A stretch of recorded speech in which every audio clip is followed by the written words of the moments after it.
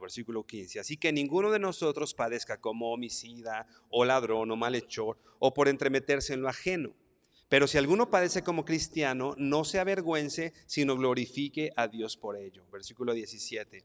Porque es tiempo de que el juicio comience por la casa de Dios. Y si primero comienza por nosotros, ¿cuál será el fin de aquellos que no obedecen el evangelio de Dios? Y si el justo con dificultad se salva, ¿en dónde aparecerá el impío y el pecador? De modo que los que padecen según la voluntad de Dios encomienden sus almas al Creador y hagan el bien. Vamos a orar para empezar.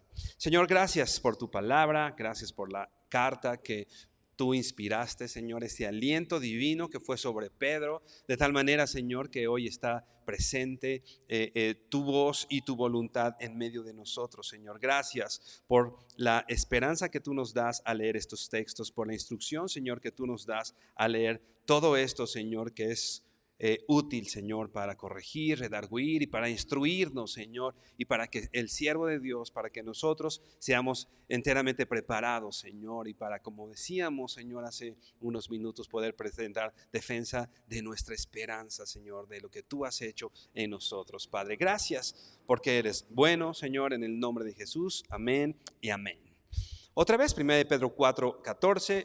Recordando lo que decíamos o lo que aprendíamos la semana pasada, dice aquí: si sois vituperados por el nombre de Cristo. El vituperio, ¿no? El insulto, decíamos la semana pasada, hablar mal, ser insultados o decir cosas, incluso mentiras, por el nombre de Cristo, ¿no? Por lo que hacemos por el Señor. Hay un sufrimiento que no es por el nombre de Cristo, ¿no? Yo puedo estar sufriendo y yo puedo tener quizá hoy en una vida un poco complicada, pero no es necesariamente por Cristo, sino tal vez fueron por mis malas decisiones, ¿no? Tomé una mala decisión,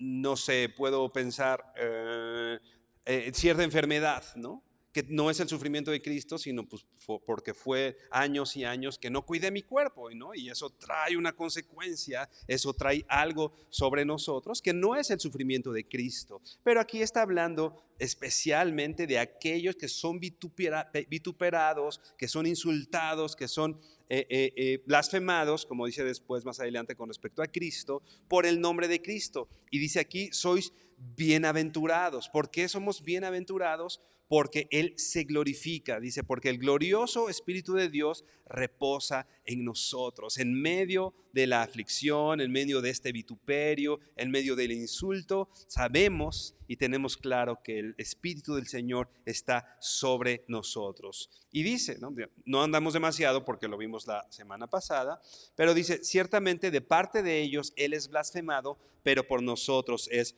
glorificado. Decíamos la semana pasada que finalmente el Señor toma ese vituperio que es, vamos a decir, físicamente en contra de la iglesia, en contra de nosotros, pero finalmente dice la Biblia aquí, Pedro dice: ciertamente de parte de ellos Él es blasfemado, ¿no? Esa blasfemia, lo decíamos también hace unos minutos en las preguntas, ¿no?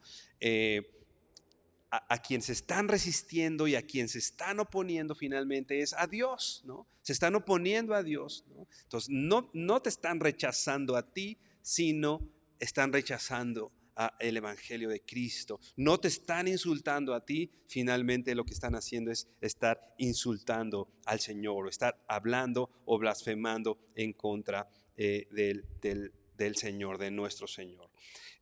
Así que tengamos bien claro esto, ¿no? Hay un sufrimiento, repito, que es por Cristo, pero hay un sufrimiento que no lo es, ¿no? Dice el versículo 15, donde nos habíamos quedado, 1 Pedro 4:15: así que ninguno de vosotros padezca como homicida o ladrón o malhechor, o por entremeterse en lo ajeno.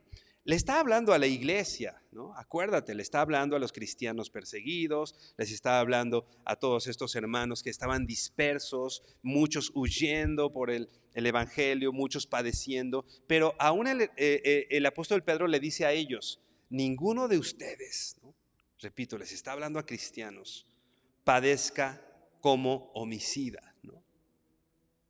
Ninguno de ustedes padezca como ladrón, o ninguno de ustedes padezca como malhechor, ¿no?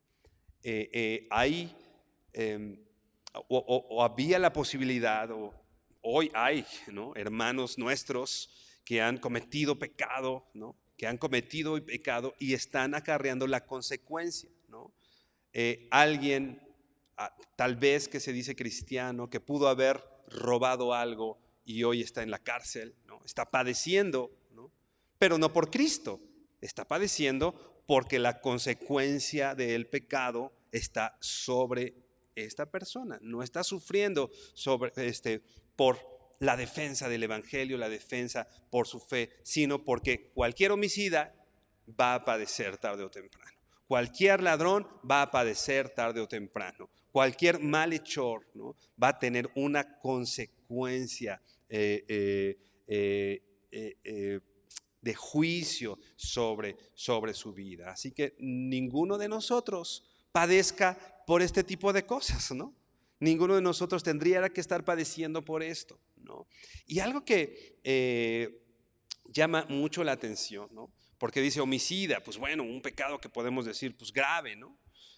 Ladrón, pues pecados muy evidentes, un malhechor, ¿no? Pero hay una frase más adelante que dice, o por entremeterse en lo ajeno, ¿no?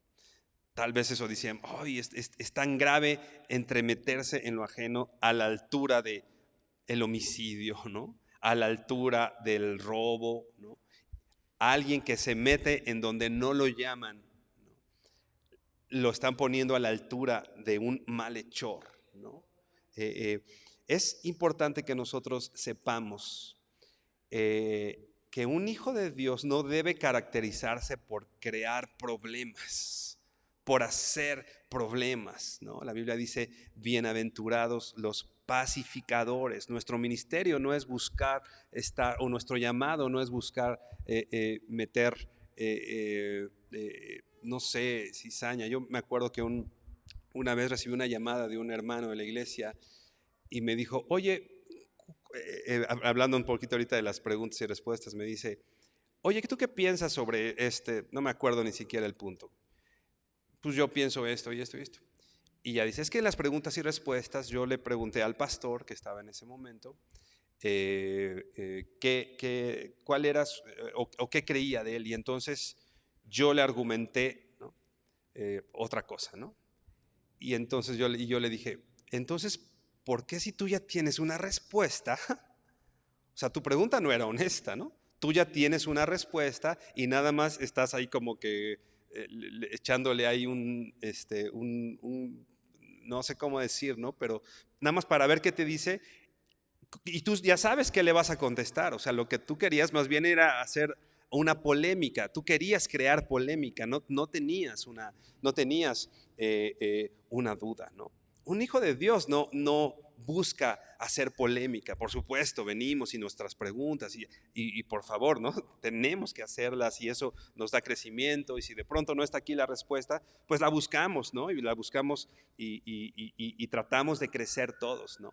Pero este hermano particularmente lo que quería era crear polémica, ¿no? Ver qué pasaba en todo eso. Un hijo de Dios no se caracteriza por eso, ¿no? No se caracteriza por estas situaciones, ¿no? Les decía, entremeterse en lo ajeno parece algo de menor importancia, ¿no? Pero debe ser relevante, tanto que el apóstol Pedro lo está poniendo aquí. Lo que significa esa palabra, ¿no?, particularmente quiere decir alguien que se mete en las cosas ajenas a su llamado. Otra vez, esta expresión, entremeterse en lo ajeno, está hablando de alguien que se mete en las cosas ajenas a su llamado. O sea, alguien que pretende hacer algo que Dios no le dijo que hiciera, ¿no? Más extendiendo más el significado de esta palabra, se refiere a un agitador, ¿no? Agitador, alguien que busca mover las aguas, ¿no? Crear ciertos conflictos, ¿no? Un agitador o un buscapleitos. Esto quiere decir esta frase, entremeterse en lo ajeno, quiere decir alguien que se mete en las cosas ajenas a su llamado, alguien agitador o un buscapleitos. Ve por favor a la primera carta a los Tesalonicenses. Primera a los Tesalonicenses 4, versículo 11.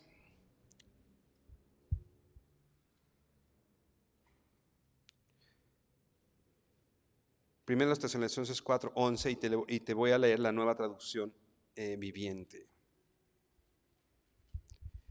Dice, pónganse como objetivo vivir una vida tranquila. Decíamos que entremeterse en lo ajeno quería decir esta cuestión de agitador o buscapleitos.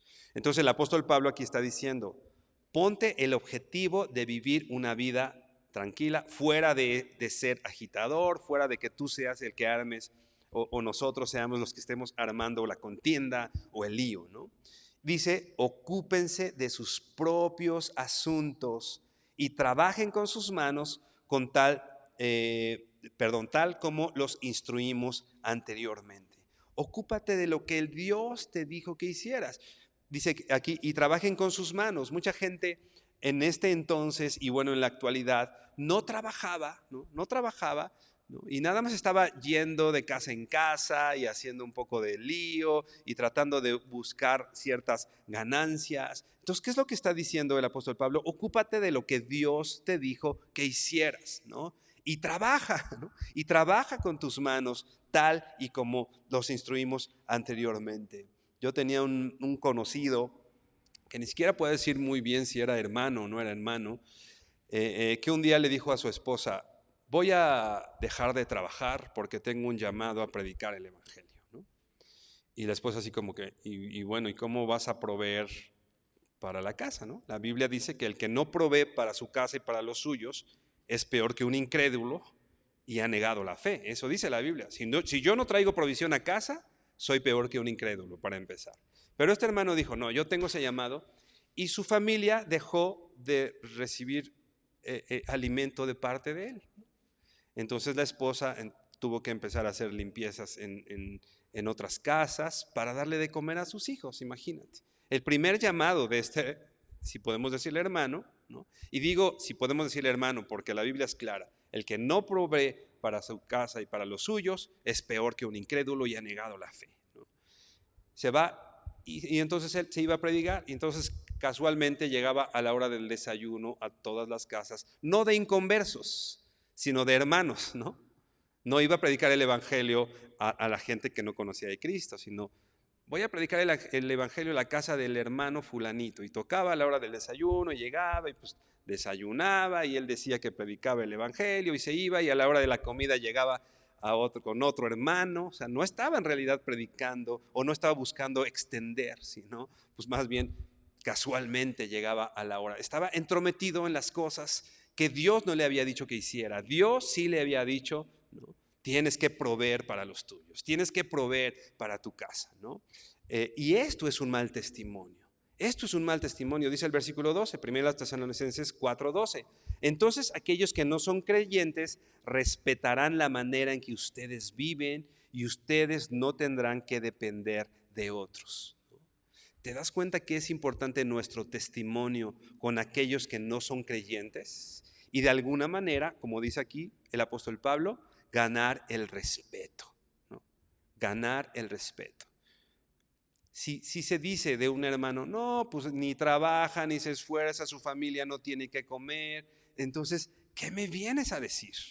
¿No te has ganado el poder, el respeto de levantarte y poder predicar a Cristo, ¿no? Porque no te estás ocupando de lo que Dios te ha dicho que hicieras. Es lo que está pasando aquí, ¿no? Entonces, aquellos que no son creyentes respetarán tu manera de vivir. Respetarán tu manera de vivir y ustedes no tendrán que depender de otros. Entonces es importante que cuando yo me ocupo de mis asuntos, yo me ocupo de mi llamado, entonces, repito, tengo el respeto incluso de aquellos que no conocen al Señor, ¿no? Y desde esa plataforma de respeto yo puedo hablarles, ¿no? Hay un hermano, un flautista muy famoso en el mundo, ¿no? Pedro Eustache se llama. Es, pues eso, el mejor flautista del mundo, ¿no?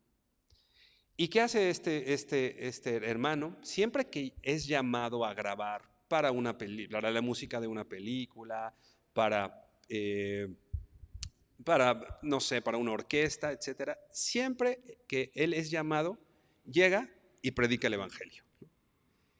Y entonces él dice, si quieren que yo toque, tienen que escucharme, no solo mi flauta, tienen que escucharme hablar del evangelio. Pero ¿sabes qué? La gente le sigue hablando y sabe lo que va a oír. Le sigue hablando porque él, por ocuparse de lo suyo, se ganó el respeto de las personas.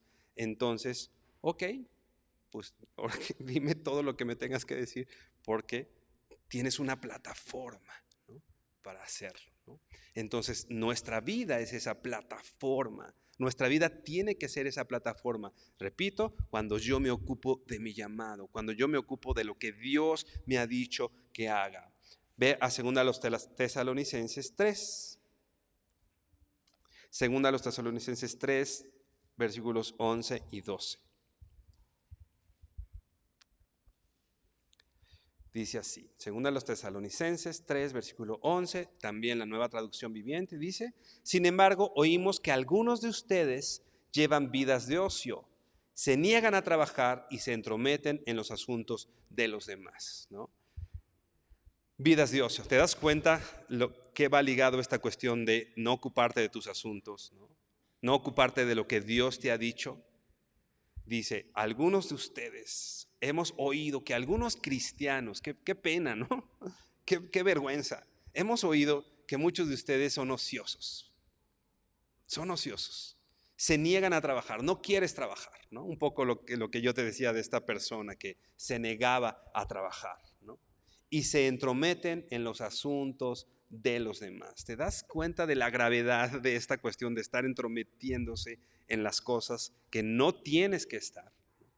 Versículo 12, el apóstol Pablo enfático: le ordenamos a tales personas, hay una orden, les ordenamos a tales personas y les rogamos en el nombre del Señor Jesucristo que se tranquilicen y que trabajen para ganarse la vida. Esta cuestión de entrometerse en otros asuntos, ¿no? Andar, decía, agitando, andar alborotando y no haciendo lo que Dios te ha dicho que hagas, ¿no? Está relacionado totalmente, dice aquí, al ocio, ¿no? Y dice en la Nueva Traducción Viviente, les rogamos en el nombre del Señor Jesucristo. Imagínate el apóstol Pablo rogándole a un ocioso: te ruego en el nombre te ordeno y te ruego en el nombre de Jesucristo que te tranquilices, ¿no? Yo me imagino, a veces mis hijas se ponen ahí un poco estresadas, ¿no? Y de arriba, y llega un momento en que uno, ya por favor, tranquilízate, ¿no? Ya por favor, ¿no? Me imagino el apóstol Pablo de alguna manera haciendo eso, ¿no? Así, ya por favor, tranquilo, o sea, ya concéntrate en lo que Dios te ha dicho que hagas. ¿Qué es lo que el Señor te ha dicho que hagas? Eso haz, nada más, ¿no? Nada más. Dios te ha dicho que trabajes, que te ganes el respeto de los que no son creyentes por tu forma de vivir. Es importante que como hijos de Dios sepamos eso, ¿no? Esto, decíamos, está muy ligado entonces a hacer y cumplir el llamado que Dios nos ha dado y no tener una vida de ocio, no tener una vida alborotando a los demás o entremetiéndonos en cosas ajenas, ¿no? Por supuesto, la Biblia habla de el consejo que yo le puedo dar a un hermano, ¿no? El preocuparme de manera genuina en animar a otros, en exhortarlos, en confrontarlos, ¿no? Eso no es meterme o hacer cosas que Dios no me ha llamado a hacer, ¿no?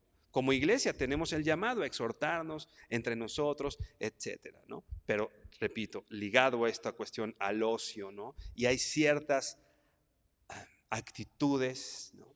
Ciertos, vamos a decir, activismos que nada más alborotan, ¿no? Y que no son lo que Dios nos ha dicho que hagamos, ¿no?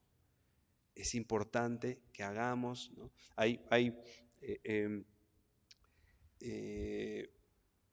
Platicaba con un pastor hace unas semanas, ¿no? de muchas actividades que él podía estar haciendo, y él decía, no, pero este no es mi llamado, ¿no? Lo que el Señor me ha llamado, yo podría estar haciendo todo esto y todo esto, pero este no es mi llamado de parte del Señor. Entonces es importante que nosotros aprendamos a distinguir cuál es nuestro llamado, qué es lo que el Señor te ha llamado a hacer, ¿no? ¿Qué es lo que el Señor te invita a hacer, ¿no? Regresamos a 1 de Pedro 4, versículo ahora 17. Está hablando, ya decíamos, del padecimiento por Cristo, después de aquel padecimiento que no es por Cristo, que puede ser como malhechores, etcétera, etcétera, ¿no? Y bueno, el versículo 16, 1 Pedro 4, 16 dice, pero si alguno padece como cristiano, no se avergüence, sino glorifique a Dios por ello. Si alguno padece como cristiano, acuérdate que esta palabra cristiano, ¿no? Lo que algunos dicen pequeños cristos, ¿no? En su momento era un título despectivo, ¿no? No era, hoy decimos soy cristiano, y no, porque de alguna manera los hijos de Dios o los cristianos nos apropiamos con orgullo ya de poderme llamar cristiano, un pequeño Cristo, un hijo de Dios. Hoy eso nos causa orgullo, pero las personas que acuñaron este título lo hacían para denigrar a las personas, ¿no? Si alguno padece como cristiano, no te avergüences, ¿no? O sea, si alguien se está burlando de tu fe, si alguien se está burlando de ti, si estás sufriendo un padecimiento, no te avergüences, sino glorifica a Dios por ello. Ahora sí, versículo 17 dice, porque es tiempo de que el juicio comience por la casa de Dios. Y si primero comienza por nosotros, ¿cuál será el fin de aquellos que no obedecen al Evangelio de Dios? Otra vez, porque es tiempo, ¿no? Esta palabra tiempo es la palabra griega kairos, que quiere decir época. Hay épocas, ¿no? No está hablando de el tiempo, el cronómetro, los segundos o minutos que está marcando el reloj, sino de la época en la que estamos viviendo, ¿no? La época, dice la Biblia, que en los últimos días, ¿no? Los últimos días, a veces pensamos que los últimos días son los últimos días los que están en Apocalipsis, ¿no? Pero los últimos días son el tiempo que estamos viviendo después de Cristo. A partir del libro de los Hechos empiezan los últimos días, ¿no? Los días de la iglesia. Es la época de que el juicio comience por la casa de Dios. Si te fijas, está hablando de la vida de los creyentes. Está hablando decíamos, de ser ejemplo a los que, de ganarnos el respeto por nuestra manera de vivir. Porque es la época en que el juicio va a empezar por casa. Va a empezar aquí, en la iglesia. Esta expresión de que el juicio, es tiempo de que el juicio, ¿no? Esta palabra juicio quiere decir o habla de un proceso judicial. Alguien, en este momento Dios, que toma una decisión sobre el pecado de alguien. Alguien que toma una decisión sobre el pecado de alguien. Otra vez, es tiempo en el que Dios va a empezar o va a tomar decisiones con respecto al pecado en la casa de Dios, en la iglesia, dice otra versión, en la familia de Dios. El juicio no va a empezar allá afuera. El juicio, podemos pensar que las cosas que pasan, que las guerras, es Dios juzgando a los pecadores, ¿no? ¿Va a haber un juicio sobre los pecadores? Por supuesto, de eso habla la Biblia, pero que también va a haber un juicio en medio de la iglesia para los hijos de Dios. Dice aquí, es tiempo de que ese juicio ya comience, ¿no? La decisión de Dios sobre el pecado, que implica disciplina y llevar a la limpieza. Si es un juicio sobre los hijos de Dios, sobre los verdaderos hijos de Dios, no está hablando de un juicio en el que se va a determinar la salvación.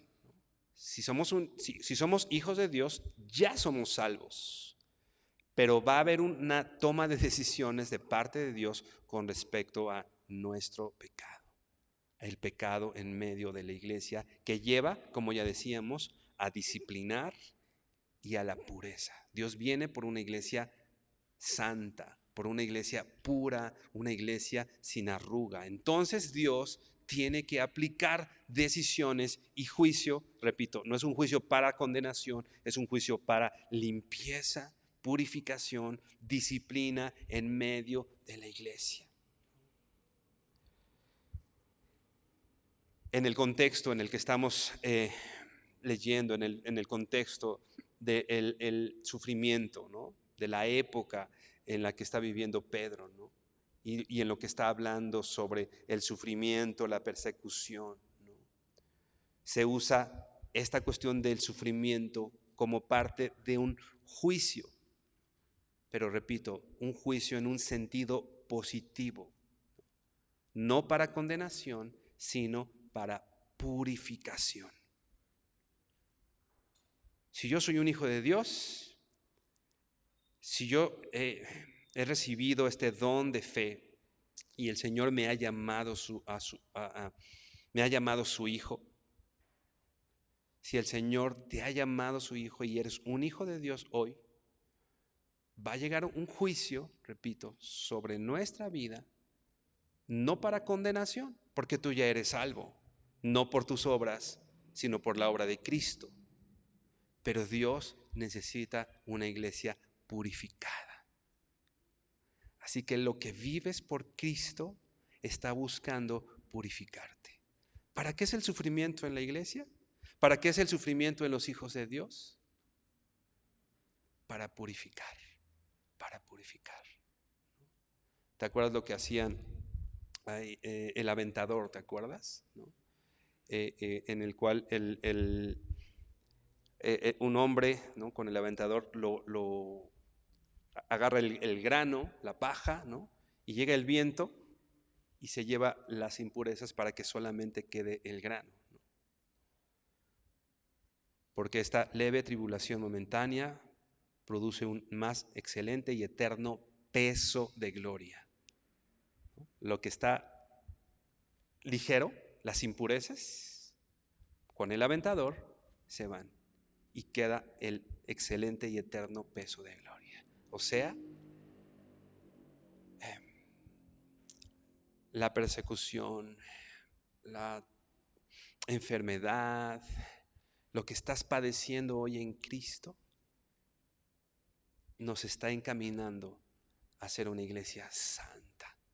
Nos está encaminando a que ya no estemos pensando en qué piensas cuando todo está bien, ¿no? Cuando todo está bien y no hay ningún problema, pues estamos pensando, ay, ¿qué película voy a ver? Estamos pensando, ay, pues en el mejor de los casos, pues andamos ahí medio distraídos, ¿no? Y hasta nos olvidamos un poco del Señor, ¿no? Pero cuando estamos en el padecimiento, cuando estamos en el momento difícil de nuestras vidas, ahí sí oramos, ¿no? Ahí sí estamos pegados al Señor todo el tiempo. Pues ¿sabes qué? Es el Señor invitándonos, ¿no? Ayer hablaba con mi hermano que de pronto vive algunas cosas complicadas, ¿no? Y él me decía, es que el Señor me ha hecho entender que quiere estar conmigo.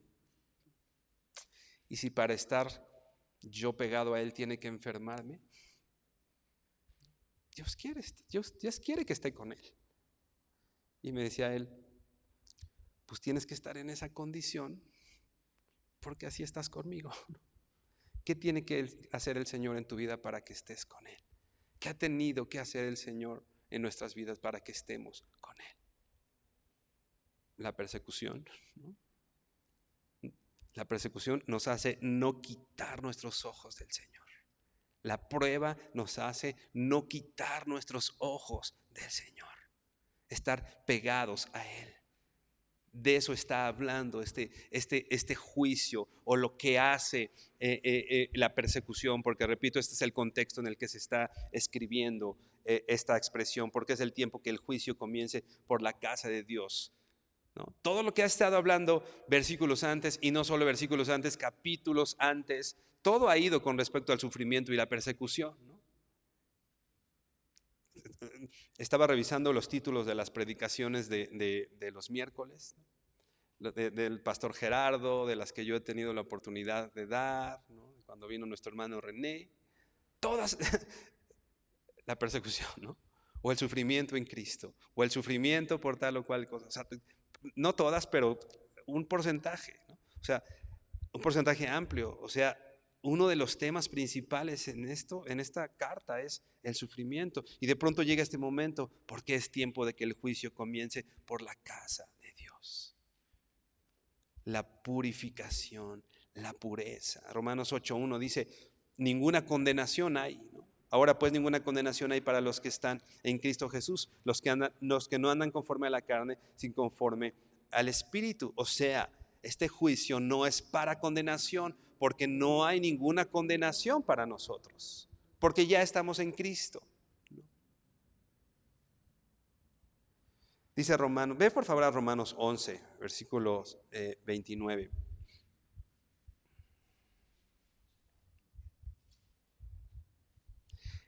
Está hablando en el contexto de la cena del Señor, ¿no?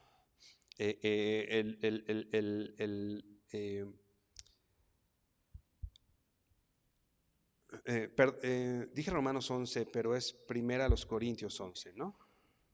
29. Tengo aquí mal la cita, pero si no es Romanos.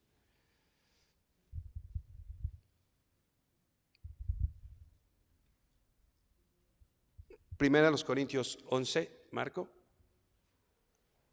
Sí es este, ¿no? Dice, pues si alguno come el pan y bebe la copa sin honrar el cuerpo de Cristo, come y bebe el juicio de Dios sobre sí mismo. Esa es la razón por la que muchos de ustedes son débiles y están enfermos, y algunos incluso han muerto. Está hablando, repito, en el contexto de la cena del Señor, y está diciendo que si comemos sin honrar el cuerpo de Cristo, ¿no? Hay un juicio, se está acarreando el juicio de Dios, ¿no? Y dice aquí, esa es la razón de que muchos de ustedes están débiles y están enfermos, incluso algunos han muerto. Gracias, Marco. Versículo 31, si nos examináramos a nosotros mismos, Dios no nos juzgaría de esta manera. Pero dice el versículo 32, sin embargo, cuando el Señor nos juzga, nos está disciplinando para que no seamos condenados junto con el mundo. Otra vez, cuando el Señor nos juzga, o sea, el Señor está juzgando a su iglesia, nos está, dice aquí, disciplinando. O sea, no es para condenación, es para disciplina. Acuérdate que trae la disciplina. Al momento la disciplina no es causa de gozo, sino de tristeza, pero trae un fruto de paz y de justicia a todos los que son entrenados en esta disciplina. El Señor, cuando juzga a la iglesia, en realidad nos está disciplinando para que no seamos condenados junto con el mundo. La disciplina es para los hijos de Dios, ¿no? Porque el Padre que ama a su Hijo lo disciplina y lo azota. Ve por favor a Hebreos 12.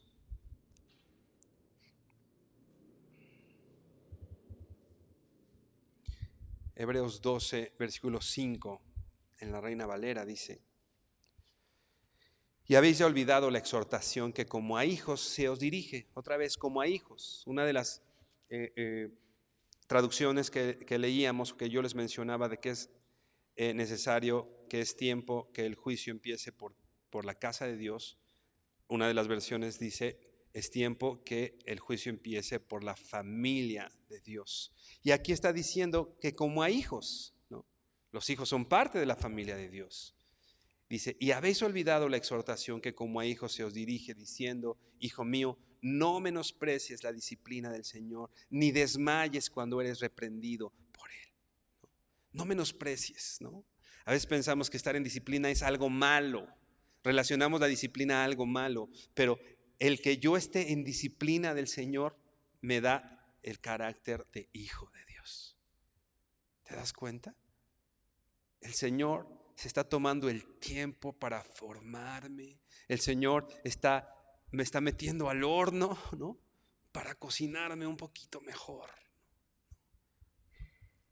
No desmayes cuando eres reprendido por el Señor. ¿El Señor te ha reprendido? No desmayes, no desmayes. Esto es bueno. Versículo 6, porque el Señor al que ama, disciplina. O sea, más bien, si no has tenido la disciplina del Señor, ahí sí preocúpate. Ahí sí preocúpate. Porque el Señor al que ama, disciplina. Si el Señor no te ha metido al horno de fuego, si el Señor no te ha traído a disciplina, ahí sí pongámonos a llorar.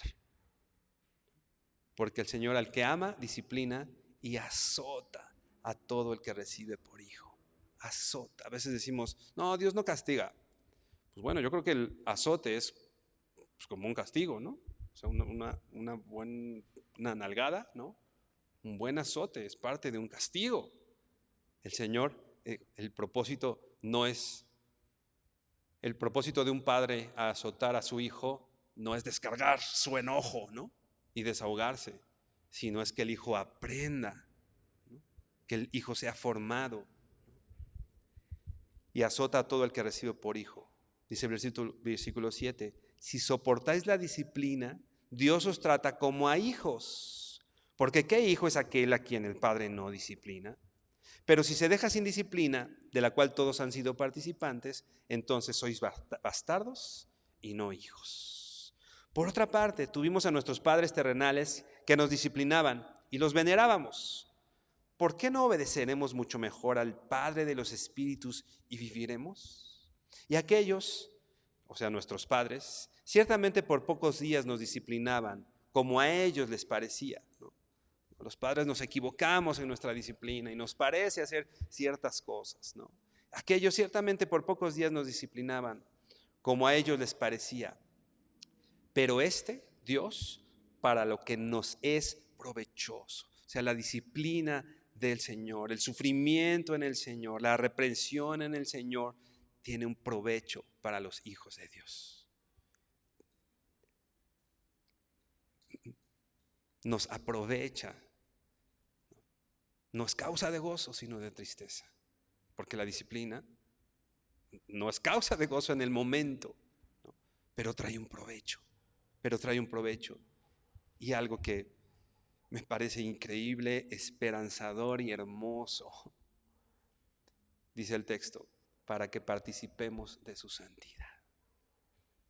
¿Te das cuenta? El Señor quiere hacerte participar. Él es santo.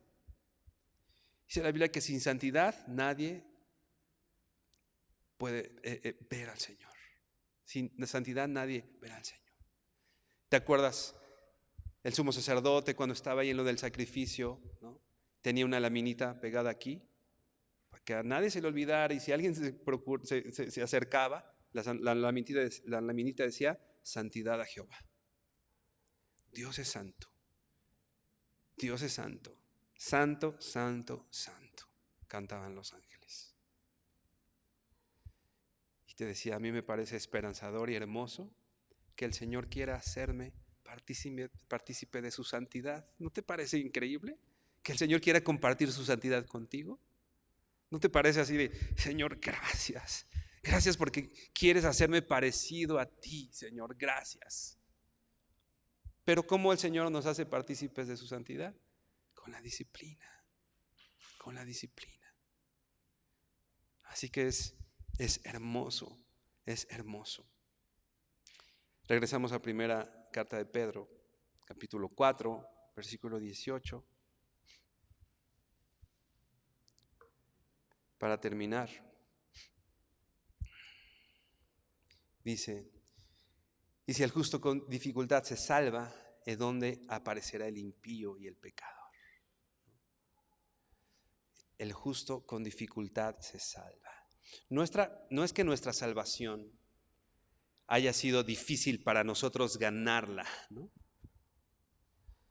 Pero hubo Imagínate qué tan dificultosa fue nuestra salvación, que el Hijo de Dios tuvo que venir y entregar su vida y padecer y sufrir el vituperio, ¿no? Y sufrir el ser azotado, el ser traicionado. O sea, hubo una dificultad, ¿no? Y también en el sentido de que nuestra salvación, cuando nosotros estamos pasando en el fuego de prueba, ¿no? Leíamos antes, ¿no? Dice versos antes Pedro, o sea, no te sorprendas si viene un fuego de prueba como si alguna cosa extraña te estuviera pasando. Vamos a estar metidos en el fuego de la prueba y eso es difícil. No es sencillo. No es sencillo. Es bueno, es esperanzador que el Señor me quiera hacer partícipe de su santidad, pero en el momento nos causa de gozo. En el horno de fuego. Yo imagino a Daniel en el horno de fuego entrando y de repente ya van a prender el horno. Con toda y la fe que él tenía, ¿no? ¿Te imaginas? Ya empecé a sentir calientito, Señor. Cuando Daniel fue puesto en el foso de los leones, ¿no?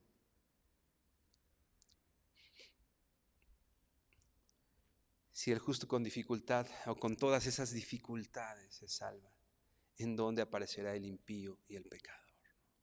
Esos que se burlaban, ¿no?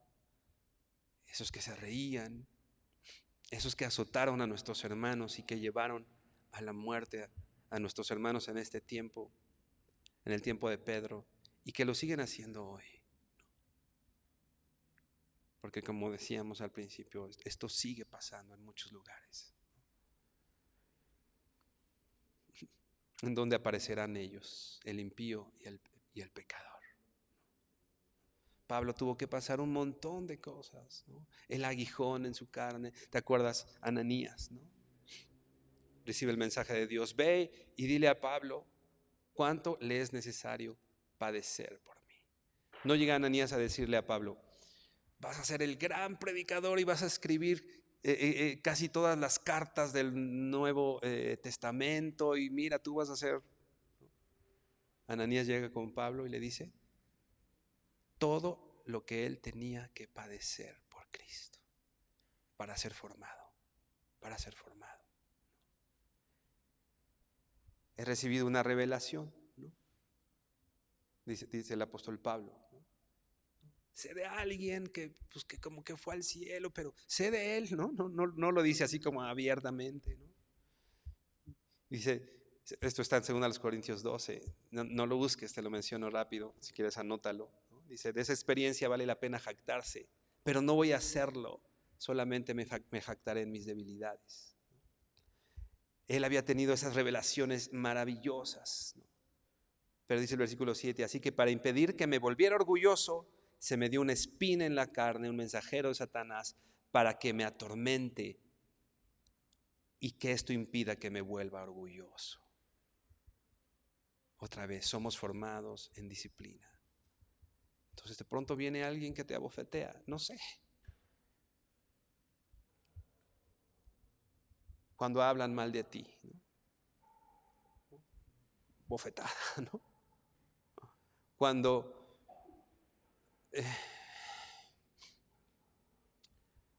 tienes ciertos impedimentos, ¿no? Físicamente en tu cuerpo, ¿no? Bofetada, ¿no? Pero ¿cuál era el propósito en el apóstol Pablo? Con tal de que no me vuelva orgulloso. Otra vez, es algo formativo, es algo que el Señor está haciendo en nosotros.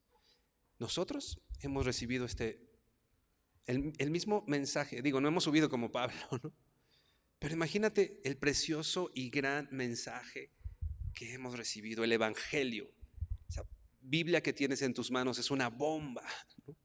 La revelación que Dios te ha dado, ¿no? De que Jesucristo es el Hijo de Dios y que tienes esperanza y que eres su hijo y cuando todo esto termine, tú vas a estar en su presencia y lo vas a ver tal cual es. Si no padeciéramos todas estas cosas, diríamos, ¿no? Como Pablo, me empiezo a jactar, ¿no? Yo soy hijo de Dios, porque algunas personas lo dicen así como con ese orgullo, ¿no? De yo soy hijo de Dios, yo soy hijo del rey y así tienen que tratar, ¿no? Pablo está diciendo, la idea de este aguijón es que no me enorgullezca. La idea de esto es que, a ver, chiquito, mantén tus pies en la tierra. El merecedor de toda la gloria es el Señor. Y tú mientras vas a ser formado, tú mientras a través de las dificultades, de la persecución, de las tormentas que pasas, tú vas a ser formado para que cada vez más te parezcas a mi Hijo Jesucristo. Inclina tu rostro. Vamos a orar. Bendito Padre Celestial, gracias. Gracias, Señor, por tu palabra, Señor, y por la esperanza que tenemos, Señor, de que todo lo que vivimos en esta tierra, Señor, tú lo has dispuesto para tus hijos, Señor. Gracias, gracias, Señor, porque nos quieres hacer parecidos a ti, Dios. Porque quieres hacernos partícipes de tu santidad, Señor. Y danos esa plena convicción de que cuando estemos en el fuego de prueba, Señor, podamos pensar, tú quieres hacerme parecido a tu Hijo Jesucristo.